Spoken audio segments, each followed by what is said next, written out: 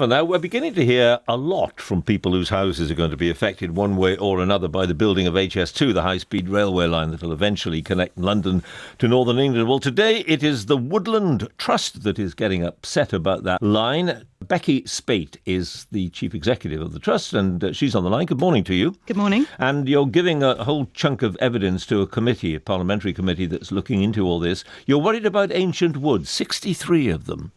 Yes, that's right. So we're worried that HS2 is being built at the expense of the environment, that not enough attention is being paid to the environment. And Ancient Woodland, which is incredibly important as a habitat. So this is woodland where the soils have been undisturbed for hundreds of years, if not thousands of years in some cases. So as a habitat, it supports up to about 200 vital species, and we're incredibly concerned that the proposal for HS2 actually inflicts direct damage on 34 pieces of ancient woodland, so that's about 30 hectares, and will actually doesn't also sound an awful lot, does it, 30 hectares out of this big country?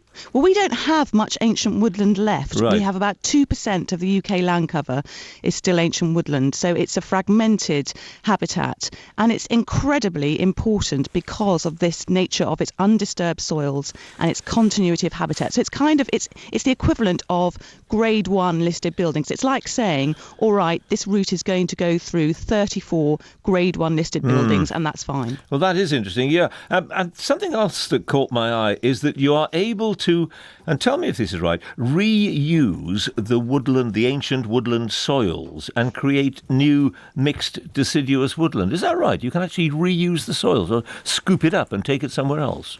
Well, no, we don't think that is right. And this is part of our evidence to the committee today.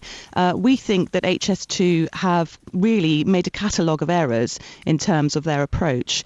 And one of those errors we think is saying that you can do this. You can translocate, you can pick up ancient woodland soil, plonk it somewhere else. So it's them saying it and you're saying no? No, they've actually used a report that we wrote to say this is possible. And actually in our report we say there is absolutely no evidence that this works. Oh, you shouldn't have raised it at all, maybe.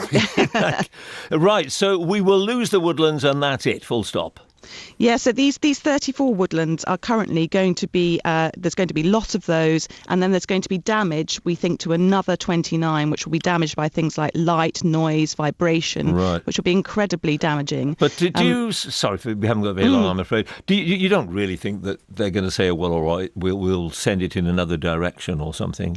Well, we want to seek some assurances today. So this is where the select committee comes in. We want to seek an assurance that HS2 will be asked to look again at where things like tunnelling, engineering approaches could help, and also to look again at whether some of this damage, which is caused by things like haul routes and roads, could be avoided. And we also want them to look at, if absolutely damage does have to be done to an ancient woodland, we want them to look at the level of compensation, because ancient woodland is irreplaceable. It's recognised as that in the planning system, and one of their errors is that they don't recognise that in the same way. So we want to look at levels of compensation as well and say those need to be set at a level that is calculated on that irreplaceability.